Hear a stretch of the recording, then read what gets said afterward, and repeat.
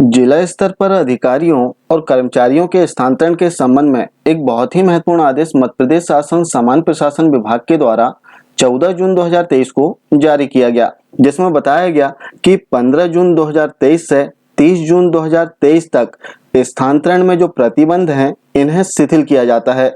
अर्थात इस अवधि में जिले के भीतर स्थानांतरण किए जा सकते हैं। जैसे हम पत्र को देखें तो इसमें सबसे पहला संदर्भ जो दिया गया है, सामान्य प्रशासन विभाग के द्वारा 24 जून 2021 को जो पत्र जारी किया गया था, इस पत्र का संदर्भ दिया गया है जिसमें विस्तृत स्थानांतरण नीति बताई गई थी।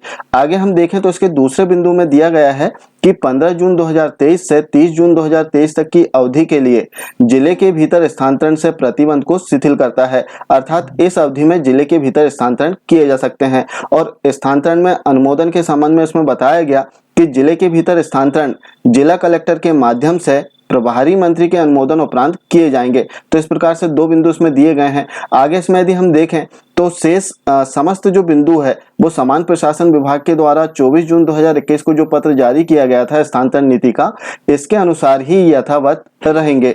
अब इसमें प्रश्न आता है, जैसे हम देखें तो इसमें जिले के भीतर स्थानांतरण के संबंध में बताया गया है।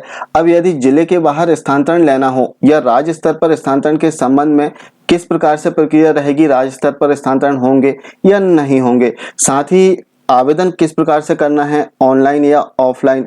इसके अतिरिक्त यदि हम देखें तो इसमें प्राथमिकता का क्रम क्या रहेगा, अर्थात किन्हें पहले प्राथमिकता मिलेगी स्थानांतरण में। तो यदि हम देखें तो जैसे सामान्य प्रशासन विभाग के द्वारा जब भी आदेश जारी किए जाते हैं, इसके उपरांत विभागों के द्वारा अपनी स्थानांतरण नीति का भी आदेश जारी किया जाता है। जैसे लास्ट ईयर की हम बात करें तो लास्ट ईयर जब सामान्य प्रशासन विभाग के द्वारा आदेश जारी किया गया, इसके उपरांत स्कूल शिक्षा विभाग के द्वारा अपनी स्थानांतरण नीति जारी की गई, जो कि सामान्य प्रशासन विभाग के द्वारा जो निर्देश दिए गए थे उन्हीं निर्देशों के अधीन ही स्कूल शिक्षा विभाग ने अपनी स्थानांतरण नीति जारी की, जिसमें पूरी प्रोसेस बताई गई। इसके अतिरिक्त यदि हम देखें तो समय अवधि इसमें बताया गया था कि कब से कब तक स्थानांतरण होने हैं, आवेदन किस प्रकार से करना है। जैसे आप देख सकते हैं पोर्टल पर ऑनलाइन आवेदन करना है, इसकी समय अवधि इसमें दी गई थी। इसके अतिरिक्त यदि हम देखें तो इसमें प्राथमिकता का क्रम भी बताया गया था। जैसे आप देखें तो इसके तालिका क्रमांक 2 में जो प्राथमिकता का क्रम है वो दिया गया था, जिसमें पहली प्राथमिकता 100% परीक्षा परिणाम वाले शिक्षकों को दी जाएगी,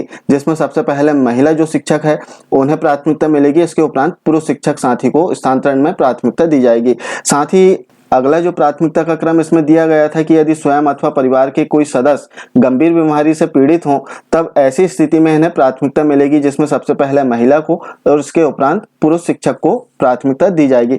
अन्य और भी इसमें बिंदु दिए गए हैं, जैसे विवाह के कारण पति पत्नी के निवास अथवा कार्य स्थान पर स्थानांतरण यदि लेना चाहते हैं तो इसमें सबसे पहले महिला जो शिक्षिका हैं इन्हें प्राथमिकता दी जाएगी, इसके उपरांत पुरुष शिक्षक को प्राथमिकता दी जाएगी। तो इसमें प्राथमिकता का जो क्रम है वो बताया गया है। तो कुछ इसी प्रकार से वर्तमान में यदि हम देखें तो सामान्य प्रशासन विभाग के द्वारा आदेश जारी हुआ है और इसके उपरांत स्कूल शिक्षा विभाग भी अपना आदेश जारी करेगा, जिसमें ऑनलाइन आवेदन कब से करने हैं इस संबंध में निर्देश देंगे, इसमें किन्हें प्राथमिकता मिलेगी इस संबंध में भी निर्देश दिए जाएंगे। साथ ही इसमें एक विशेष बात है, जैसे नवनियुक्त शिक्षकों की हम बात करें तो नवनियुक्त शिक्षकों को लास्ट ईयर नवनियुक्त जो शिक्षक हैं इन्हें प्राथमिकता मिल गई थी, अर्थात इनके भी ट्रांसफर हुए थे।